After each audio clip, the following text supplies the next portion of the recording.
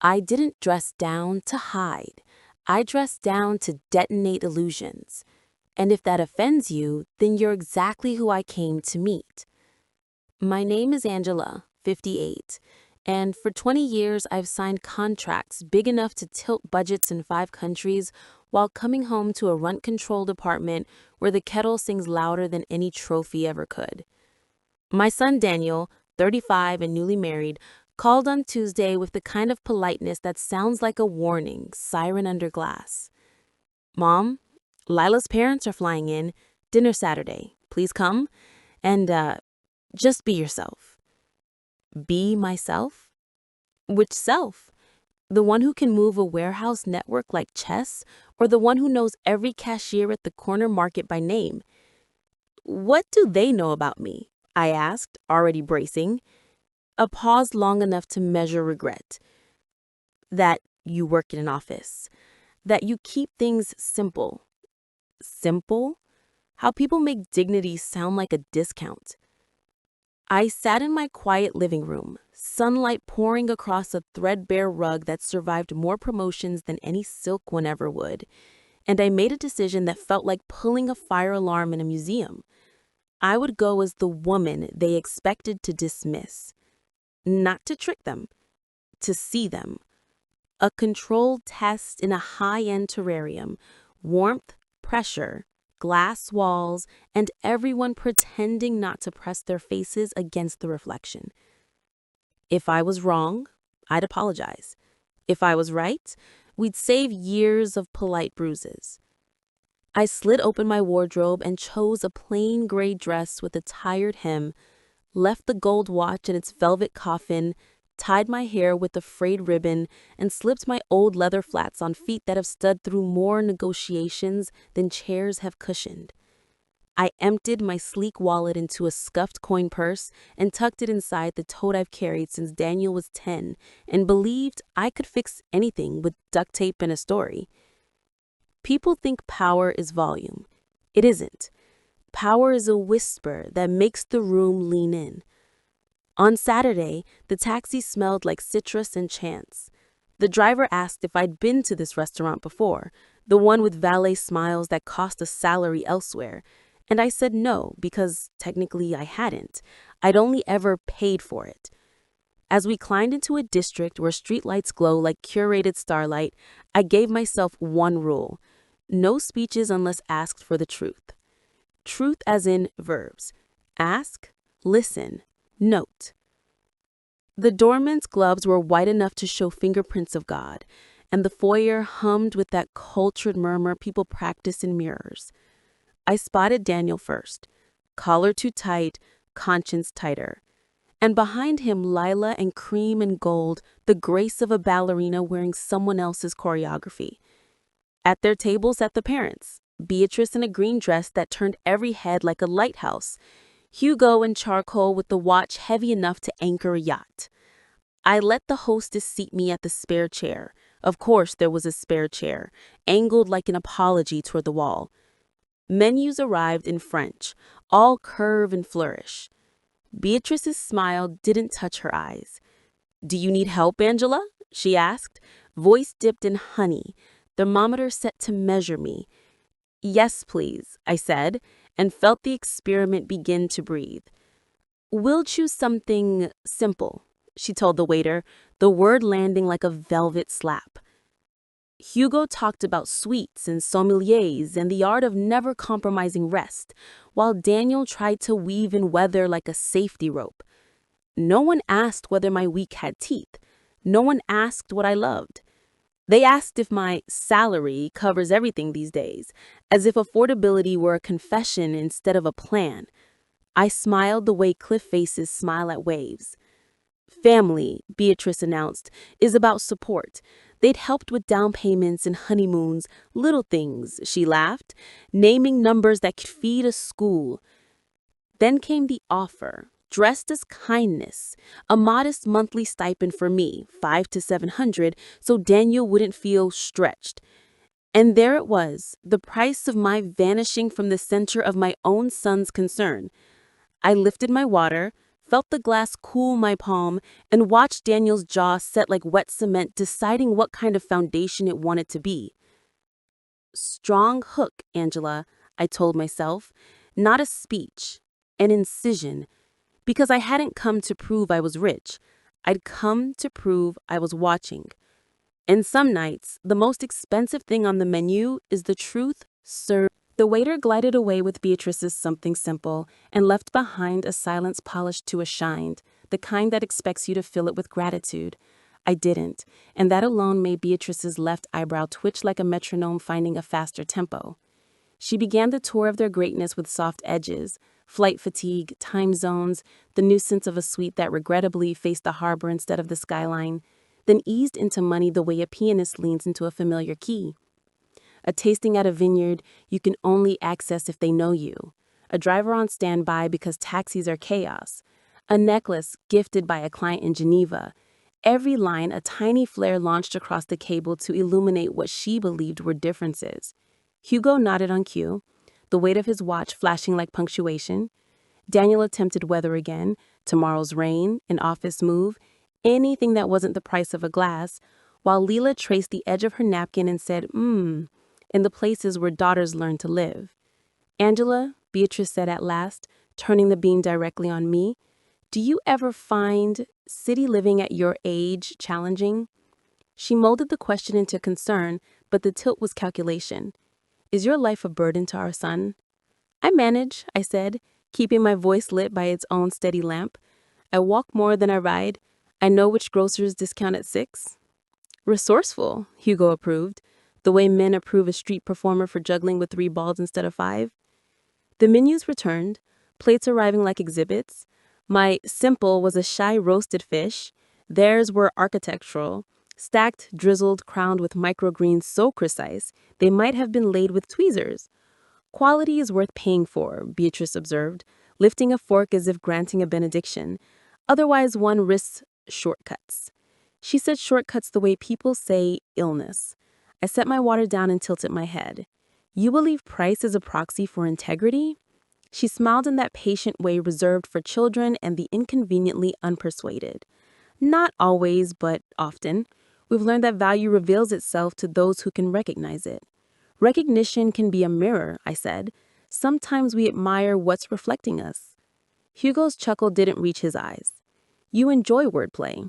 I enjoy precision, I replied, and the way it cleans a room. Daniel's foot tapped mine under the table, a Morse code of apology and please don't, and I pressed my shoe lightly back. Steady, son. Beatrice set her glass down and folded her hands over the sequined green as if framing an icon. We're practical people, she said. When Leela and Daniel married, we made sure they started well. Down payment, honeymoon, little accelerators. It's what good families do. How much was the down payment? I asked, as if requesting a recipe. She seemed almost relieved to inventory. 40, she said brightly. Honeymoon, 15, 3 weeks, Amalfi, San Sebastian, a private riad in Marrakesh. Lovely geographies, I said. Expensive lessons if you don't learn the right thing from them. Leela blinked, unsure whether she was allowed to ask what the right thing might be. Hugo stepped in, tone firming. And now, we'd like to make sure Daniel isn't overextended worrying about logistics with you. Nothing dramatic. 5, maybe 700 a month so that you're comfortable. The word comfortable did a lot of freight work there. Comfortable meaning contained. And in return, I asked, letting the napkins fold occupy my fingers so that my mouth could keep its calm. No return, Beatrice said quickly, eyes bright with innocence's costume. Just less surprise. Call before visiting, give the newlywed space, let Daniel focus. So a budget for my absence, I said gently, indexed to their piece. The tiniest crack moved through her smile. You make it sound crass. Only when we use the right verbs, I said. The waiter leaned in to pour. The wine was introduced like a duke, its vineyard recited, its notes pre-announced. 200 a bottle, but it's refined, Beatrice offered, me the glass the way some people offer absolution. I drink on special days, and I like to choose why they're special. She withdrew the glass and sipped her own, studying me over the rim as if I were a painting she hadn't learned how to praise yet. Tell me about your work, Hugo said finally, with the vibe of a man assigning homework. Which office exactly? Operations, I said, modest as a plain envelope. Files and forms, Beatrice offered helpfully. Maps and people, and levers that move both. Leela's eyes flickered, the first spark of curiosity not supervised by her mother. Do you like it? She asked softly. I like the parts that make sense, and the parts I can fix when they don't. Beatrice set down her fork as if setting down a verdict. Some of us are called to different skills. Hugo and I manage assets across 3 countries. It requires discernment. Skills are interesting, I said. They don't tell you the song, they tell you how loudly you prefer to play it. Hugo's breath hitched in a half laugh he swallowed. The room around us carried on, cutlery, low-string music, a burst of applause from a birthday table. But our corner felt quarantined in velvet. We're offering help, Hugo said, patience thinning to wire. If it's beneath you, say so. Help is never beneath me, I said, but terms can be. I turned to Daniel. Son, are you comfortable with this conversation? He met my eyes, then looked at the glass sweating in his hand, then back. No, he said quietly, but I'm glad it's happening. Beatrice clasped her hands again, as though prayer might make me smaller. Then let's be done with discomfort, she said. We'll transfer monthly, beginning next week. I smiled as one might at a magician offering a coin you've already seen up his sleeve. No need, I said. If I require anything, I'll ask Daniel, and he'll ask me why I waited so long. The waiter arrived with dessert-like jewelry, her plate crowned with edible gold, mine with a stubborn scoop of sorbet shining like a full stop. Since we're simplifying, I said, drawing an outline in the condensation of my water glass, allow me a few clarifying questions. Then I'll pay, we'll tip well, and we can all go home with cleaner hands. Beatrice blinked, recalculating. Hugo leaned back, crossing his arms. Leela sat very still, as if any motion might shatter whatever fragile thing had begun to form. Ask, Beatrice said, recovering her poise. Please, I answered, and the word wasn't permission. It was a preface. First, the numbers, I said, letting the sorbet's chill sharpen my voice. You called your gifts accelerators, 40 for the down payment, 15 for the honeymoon. Those are not small gestures. Did those sums buy you anything besides the pleasure of saying them out loud? Beatrice tilted her head, smile lacquered.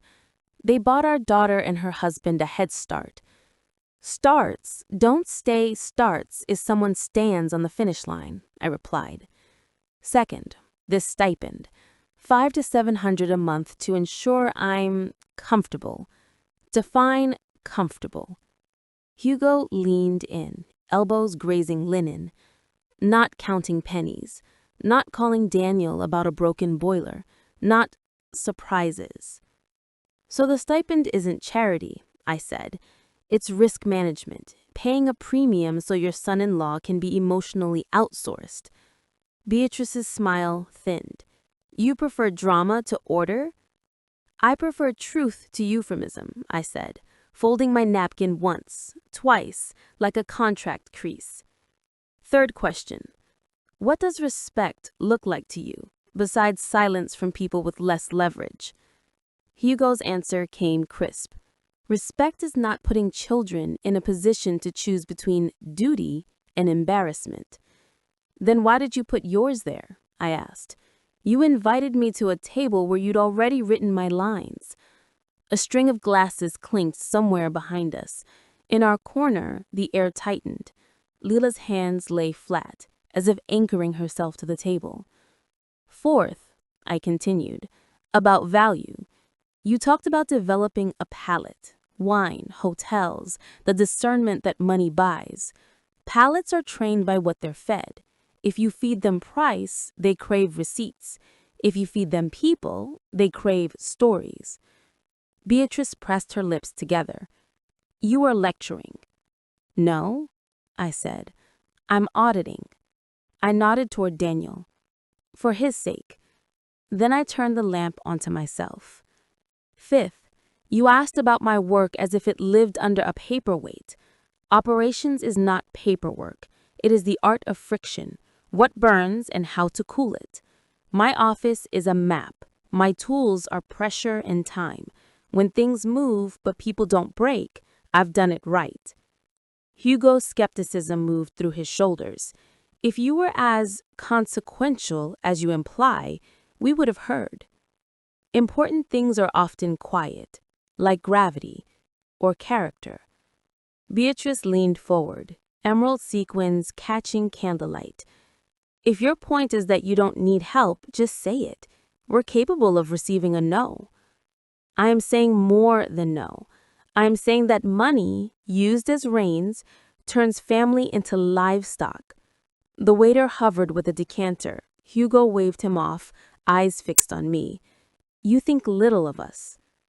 I think highly of what you could be, I said softly, but you keep tripping over the furniture you bought to impress yourselves. Beatrice took a breath, as if to swim. We came from nothing, she said. We know what it costs to climb.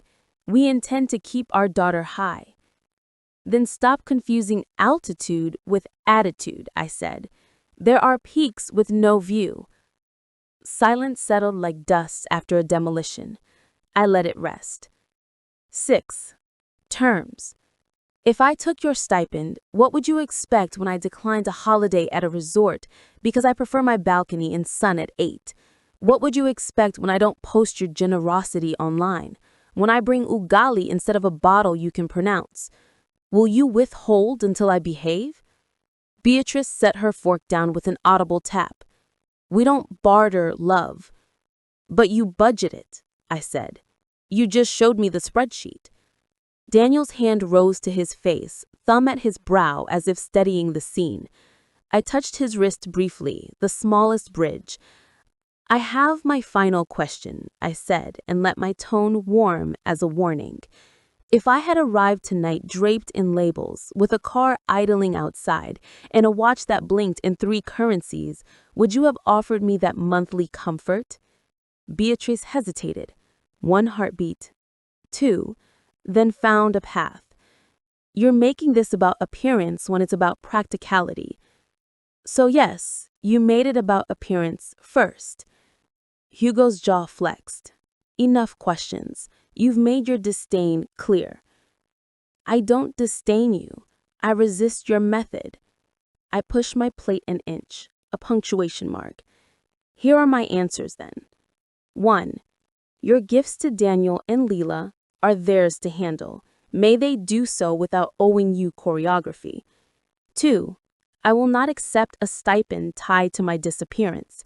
If I need help, I will ask my son and endure the holy awkwardness of mutual care. 3. I will visit when invited and call before I do, not because you paid me to, but because manners are not for sale. 4.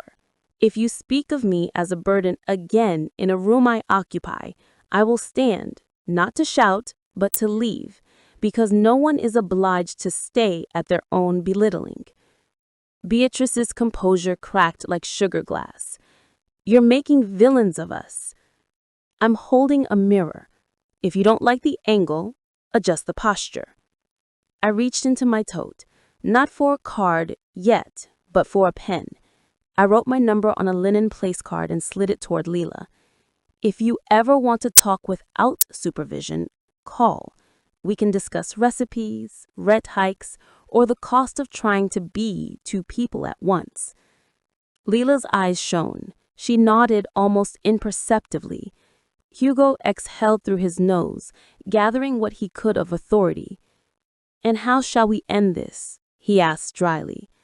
I smiled, small and green.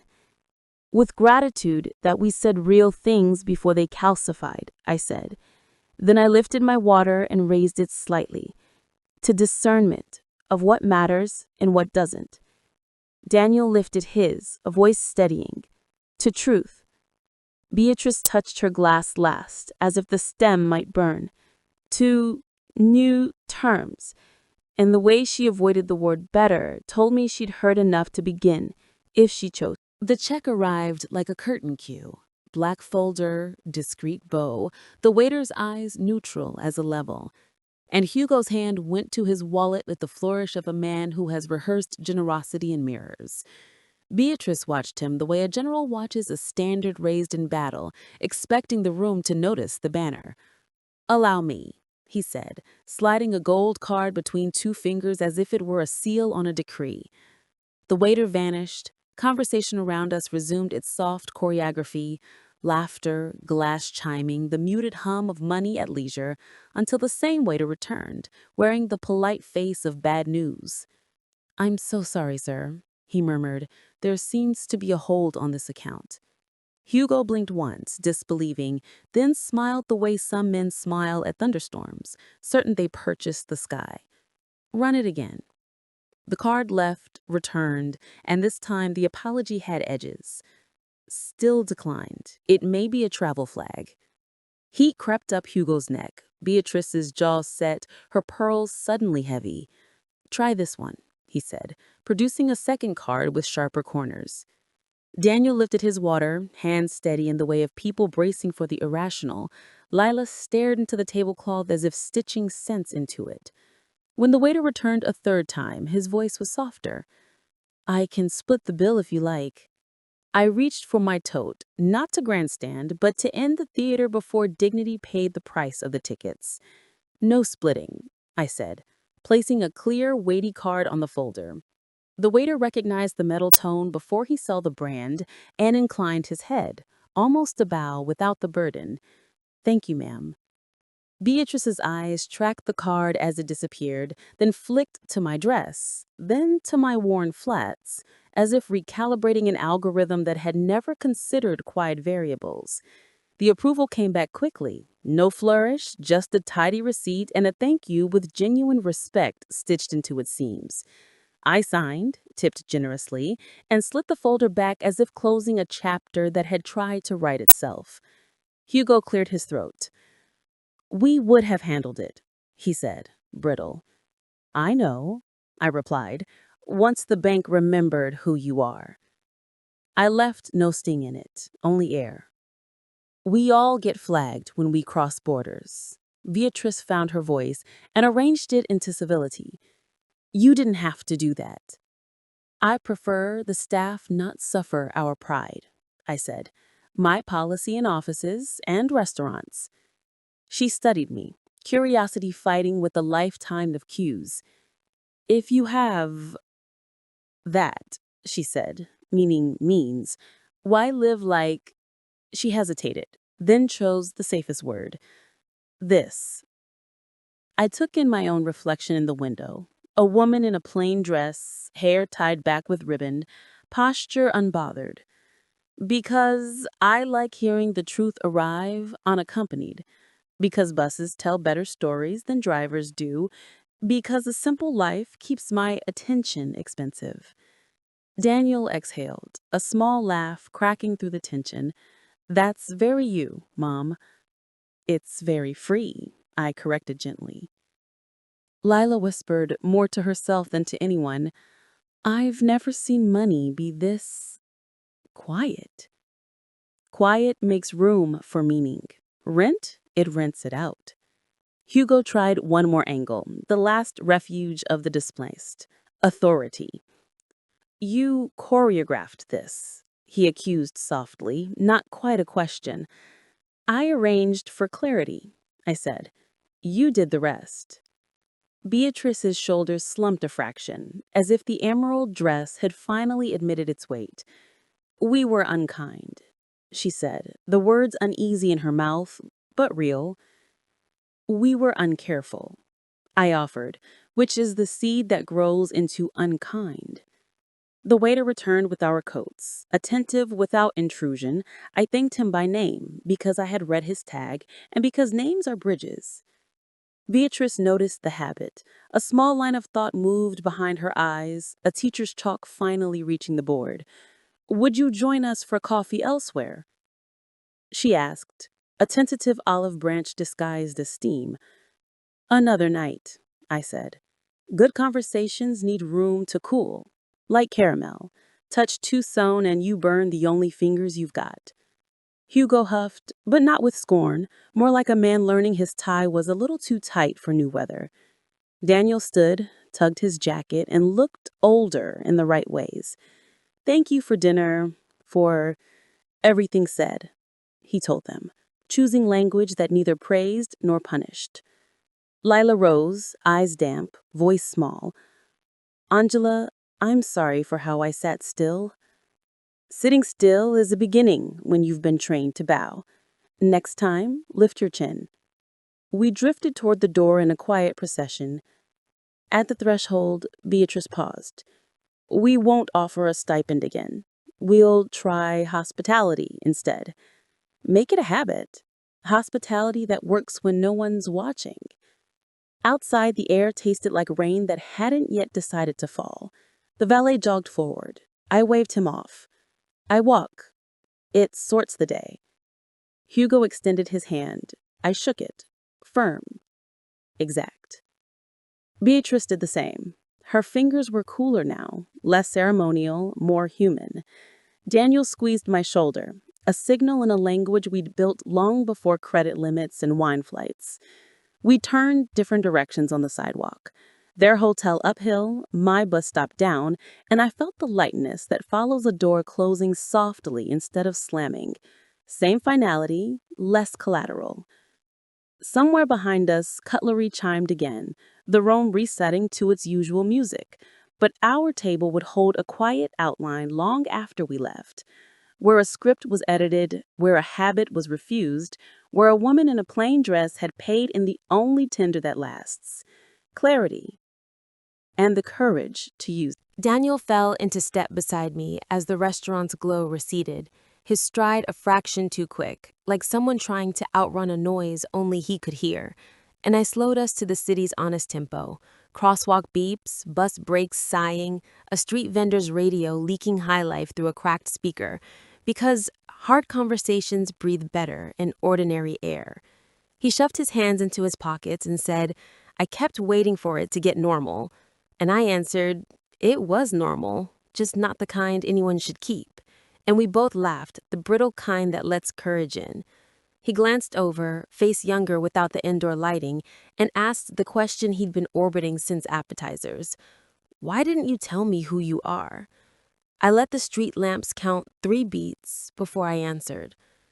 Because the part of me that signs contracts is not the part you needed to copy, I said. I wanted you to learn budgets before balance sheets, generosity before gifts, verbs before numbers. He nodded slowly, a man taking off a jacket he didn't realize belonged to someone else. I made you small tonight, he said, and I shook my head. No, I made me quiet. There's a difference. Your eyes simply adjusted to the room your in-laws dimmed. We passed the florist closing shop. The woman inside lifted a bucket, water flashing like a truth in motion, and Daniel exhaled. I'm going to set boundaries, he blurted, as if testing the sentence for weight. I'll tell them that money can visit our house, but it doesn't get a key. No more comments about you. No more allowances. Good, I said. And prepare for the weather that follows. Guilt drizzle, thunder of disappointment, sudden cold shoulders. Bring an umbrella made of patience and a coat lined with, yes, we love you, but no. He smiled sideways. You make defiance sound like etiquette. It is, I said. Table manners for power. A bus rumbled by and the warm exhaust curled our ankles. He kicked at it like mist and then got brave. Lila said she wants to talk to you. Not to fix last night, to learn a different temperature. I pictured her at the table, the practiced mhms that women inherit like bone china, and I felt tenderness that didn't need permission. Give her 3 days, I said. Apologies straight from adrenaline evaporate. The good ones come cooled. He studied my face. Are you angry with me? He asked, small as the boy who once hit a broken window with a poster and confessed only when the wind peeled truth back. No, I said. Anger is for people who owed you a different kind of knowing. You owed me nothing. You gifted me yourself. But here's a fee I'm charging you now. Curiosity, payable monthly. He laughed for real then, shook his head, and the city put on its softer evening. We reached the corner where a taxi idled, and the driver leaned out. Need a ride? And I waved him on. Choosing pavement over backseat confessions. Mom, Daniel said, matching my slower pace, How do I talk to them without setting the house on fire? By switching from gasoline to grammar, I said. Start sentences with I and end them with boundaries. Praise what can be kept. Love, visits, birthdays. Name what will change. No counting gifts in our home. No inspecting my life for deficits. And don't explain yourself into debt. A boundary has a period, not a paragraph. He repeated it under his breath like a line you want to remember on a test. We crossed toward the bus stop, and a stranger stepped aside with a nod. Daniel nodded back, the small commerce of dignity paying itself forward. And then he blurted, "I'm proud of you," as if the words would expire if not stamped in scent. "Be proud of yourself," I said gently. "You noticed. Noticing is the first renovation." He rubbed his jaw. "What if they'd threatened to pull the plug on help? Then you light candles. Dimmer, but yours. And you'll see more stars than chandeliers ever gave you." He went quiet, the good kind, the thinking kind, and we stood under the bus shelter where someone had carved a heart into the plexiglass and another someone had scratched a line through it. Love and correction and one pain. "Will you forgive them?" he asked finally. Forgiveness is a door with a chain. It opens to air the room and closes when drafts insist on staying. I'll keep the chain on until their hands learn to knock, not grab. He breathed out, relief and resolve braided. "I don't know what I expected tonight. Maybe for you to play along, keep smooth waters. Smooth is what lakes look like right before they freeze. Movement is sloppy, but it keeps things alive." The bus arrived with a hiss, and I touched his cheek, the way mothers deal when the child is taller but the gesture refuses to retire. "Go home," I urged. "Tell Lila what you saw, not what you think she should feel. Ask questions like ladders, not traps. And if silence answers, let it, then ask again tomorrow." He grinned-eyed, like a man who'd found the right street after circling too long. "Text me when you're home," he said, reverting to the practical love that makes a family true. "I will," I promised. And the doors opened, and I climbed the steps with the ease of someone who has learned that the cheap seat near the window is the one where the world teaches you for free. Sunday broke clean and bright, the kind of morning that puts a shine on ordinary things. Steam rising from my mug, a neighbor's broom drawing soft lines on concrete, and my phone lit with Daniel's name before the kettle finished its small applause. His voice was gravelly, underslept, stripped of the polite varnish he keeps for boardrooms. "We talked late," he said, and the word late came out like a mile marker he was proud to have reached. He told me how Lila had cried the kind of tears that rent scripts off faces, while Beatrice argued in circles, clutching vocabulary like a shield, practicality, stability, good families, and Hugo defaulted to the courtroom cadence of men who have won too many negotiations by outlasting oxygen.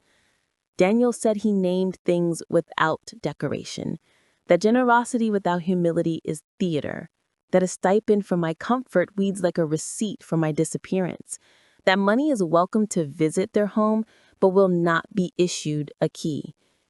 They threatened to rethink future help, he admitted, and I could hear the flinch he didn't want to show. I told them we'd resize our life before we'd outsource our dignity. He paused, a breath held up to the light. It felt like cutting a wire I'd been tripping on for years. I let silence do what it's best at, turning emotions into meaning, then said, "That sound you're hearing in your chest is space, is what rooms make when you move the heavy furniture of other people's expectations." He laughed softly, then grew careful. "Lila wants to see you, not to smooth it over, to learn.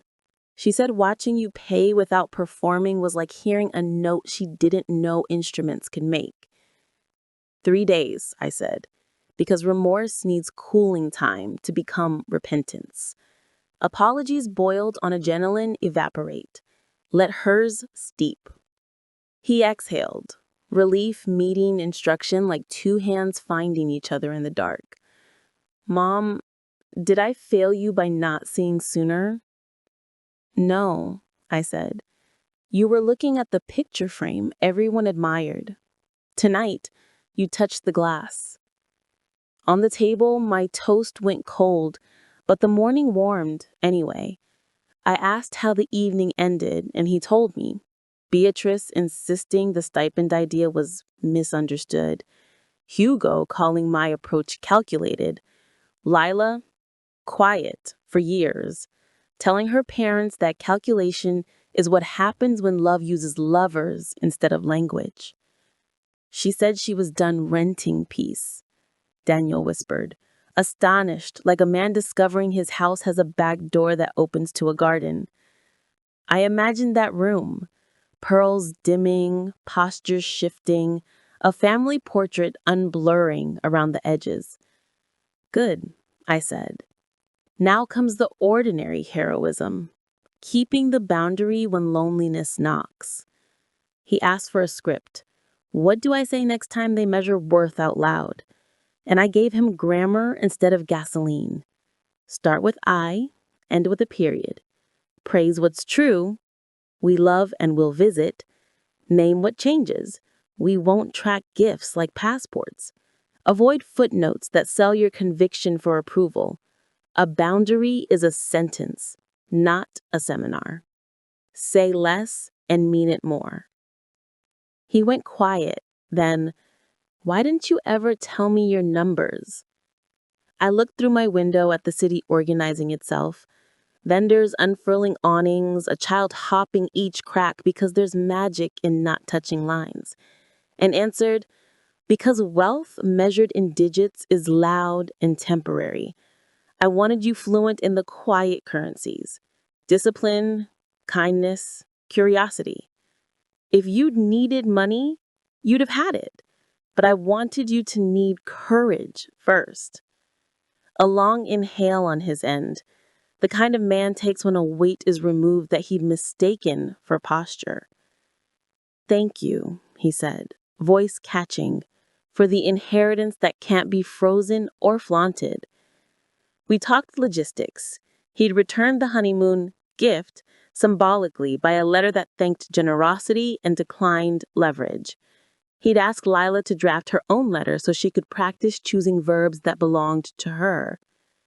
Expect weather, I reminded him.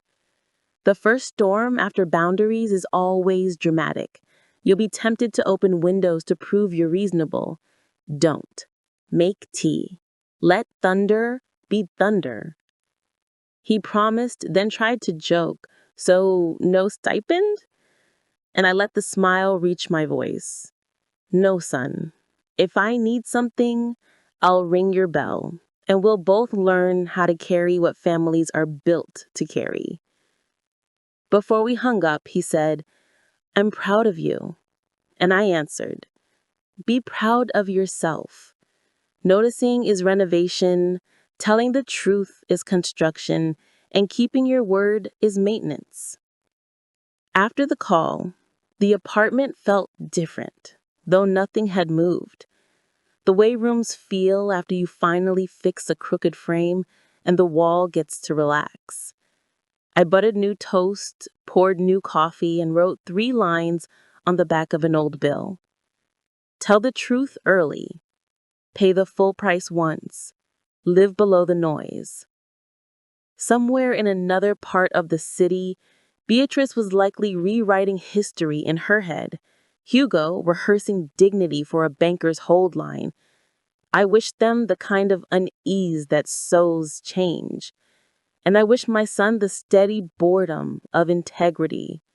No stipends for silence, no invoices for affection. Just 2 adults who know where they stand and choose to stay there, even when the weather. On Wednesday afternoon, exactly 3 days after the dinner detonated the old choreography, my doorbell rang with the kind of tentative insistence that sounds like a person asking permission to change. And when I opened it, Leela stood there without the armor that had accompanied her the night we met. No gold accents, no lacquered presentation, just clean skin, a ponytail pulled back with a plain band, jeans, and a white top that made her look like the page on which she hoped to start again. She stepped in softly, looking around my small apartment as if it were a museum of relief, lingering on the tidy book stack, the mended chair arm, the sun-warmed plant that leaned toward the window like a worshiper. "Thank you for seeing me," she said, voice steady but thin at the edges, and I poured tea while silence arranged chairs for the real conversation. She began with a sentence that costs pride its disguise. "I'm sorry." Not hurried, not padded, placed. Then the details poured out, not as excuses, but as archaeology. Beatrice's childhood with kerosene lamps and rationed rice, Hugo's first business stitched from borrowed tools, and a vow never to be small again.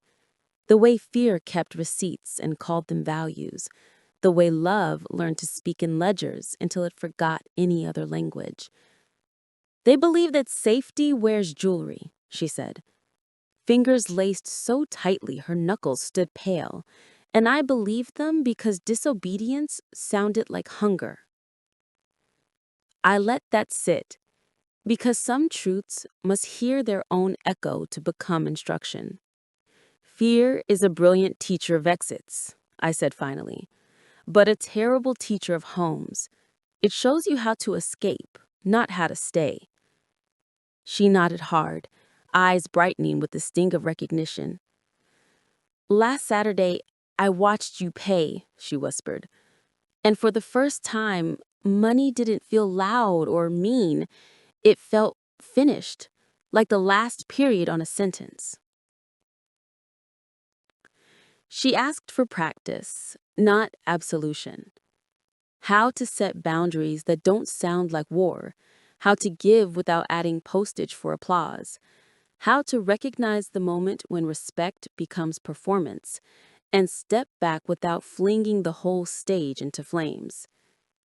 I handed her a small notebook from my drawer and spoke in verbs because verbs carry weight honestly. Ask, name, limit, rest. "Before you say yes," I told her, "ask what you are buying in return, peace or permission. Name what you value out loud so you hear yourself. Limit how much of your future you spend to keep an old story comfortable. Rest after you say no, so guilt doesn't rewrite the scene behind your back." She wrote quickly, then looked up. "What about gifts?" "Receive what's clean," I said. "Return what comes with instructions. If a gift changes how you get to speak, it was a bid, not a blessing." She let out a breath that had been on layaway for years. We spoke about the stipend, how she now heard its true grammar, a payment plan for my absence. We spoke about the way silence had trained her posture, about the mm-hms she had learned to place like coasters under her parents' sentences, and how stillness could be a beginning if she used it to lift her chin instead of lower her gaze. "I want to be better than the habits I inherited," she said. "Not richer, not shinier, better." I smiled. "Better is quiet work," I said.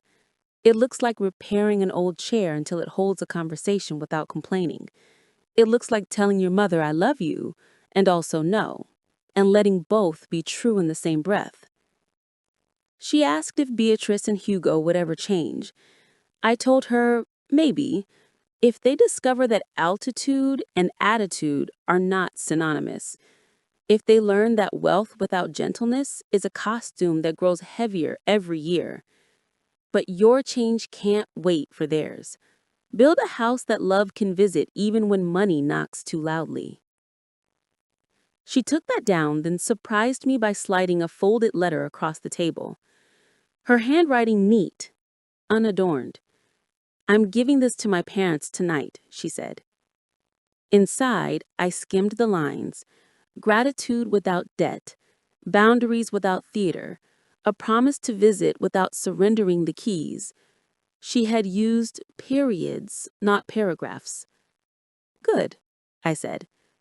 Expect weather. She laughed wetly.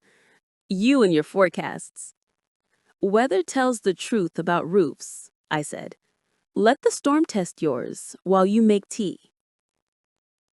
Before she left, she glanced around once more and touched the frayed ribbon I keep on a hook by the door. You wore this Saturday, she said with a half smile. It helped me believe you on purpose. I did. And I did. At the threshold, she hesitated, then hugged me with both arms, not as a performance or plea, but as a person choosing her weight. Thank you for not shaming me for learning late, she murmured. Late is on time when the lesson sticks. She pulled back, eyes clear, shoulders less crowded, and promised to practice. After the door closed, the apartment felt larger by the width of one woman's courage, and I understood again the measurement I trust most, not square feet, not salary digits, but the distance between who we were taught to be and who we are willing to become, and how, on a quiet Wednesday, that gap can shrink by the size of a notebook line and the strength of a word like no, spoken with love. Sunday evening fell like a clean sheet over a made bed, the city dimming to the soft industry of kitchens and radio hymns, and I walked the long way home past the park where uncles argued about football and aunties sold puff puff from oil that sang like memory. Thinking about thresholds, how you know when you've crossed one even if the room looks the same, Daniel had texted an hour earlier, brunch next week, simple food, open hearts? And I'd said yes, because simple is what you earn when noise stops renting space in your head. And as I climbed my stairs, the phone buzzed again. Beatrice's name lit like a cautious truce. We will not be defined by our worst evening. I am thinking. I typed and erased 3 replies, then put the phone face down on the counter. Not every bridge needs immediate traffic. I boiled water, the kettle breathing like a runner who just learned to pace, and opened the window to let the night's cooler grammar edit the day. Across the courtyard, a child practiced cartwheels, wobbling toward better, and it struck me that this whole week was a cartwheel. Awkward, necessary, full of floor and sky. I took my old tote from its hook, the frayed ribbon still looped through a handle, and emptied it on the table. Coin purse, notebook with 3 lines I'd written that morning. Tell the truth early. Pay the full price once. Live below the noise. A receipt folded small as a secret, and a pen that writes even when angled wrong. The apartment felt wider by the width of new boundaries, as if the walls had pushed back their shoulders, and I realized freedom is mostly square inches reclaimed from performances. The inch where you say no without apology. The inch where you let silence stay until it turns into understanding. The inch where you stop proving and start choosing. I thought of Leela's letter and how she'd used periods, not paragraphs. Of Daniel's voice steadying into the kind that builds houses without debt to other people's weather. Of Hugo rehearsing explanations for a banker while discovering that dignity doesn't hold on a hold line. Somewhere, perhaps, Beatrice was staring at a closet full of emeralds and hearing a quieter question for the first time. What does kindness look like when no one is watching? I poured tea, turned off the lights, so only the street's slow gold came in, and stood at the window while the city did its closing rituals. Shop grates rattling down like percussion, a bus sighing at the last stop, 2 teenagers choreographing a handshake under a lamppost as if to certify a hope. Money crossed my mind and left politely. It had performed plenty this week and learned, at least in this room, how to sit without speaking. Peace came in, took a chair, and stayed. I drafted a reply to Beatrice on paper first. Ink forces honesty. We are all capable of better. If you would like coffee next week without ledgers or lectures, I'll meet you at the small place near the market. No stipends, no strategies, just what people sound like when they mean it. I folded it and set it by the door. Some messages deserve a walk. The phone buzzed again. Daniel, proud of you, Mom. Learning how to keep a door open and the lock working. I smiled at that. A neat sentence that understood both hospitality and hinges. The clock thinned toward quiet. I washed the teacup, dried it, put it back in its exact circle on the shelf because order is a thank you to tomorrow, then sat with my notebook and added one more line. Measure wealth by what you can refuse without losing yourself. Outside, the cartwheeling child landed clean and shouted into the evening. Her mother clapped once, a sharp little victory, and I felt the echo in my ribs. This is what we saved, I thought. Not a receipt or a moral win, but the daily space where a person can practice better and not be taxed for trying. I texted Daniel a simple goodnight and the reminder I give him when storms posture at the horizon. Tea first, talk second, decisions last. And then I turned off the last lamp. Darkness settled friendly, not like absence, but like velvet on a shoulder. And before sleep took me, I set the truest inventory I know. I am Angela, mother, executive, woman who learned to set a table with clarity and leave when contempt is served. I own this quiet. I own this yes and this no. And I own nothing I have to prove. Tomorrow will bring errands and emails and maybe a reply in careful words. Tonight brings a finished sentence. That is enough.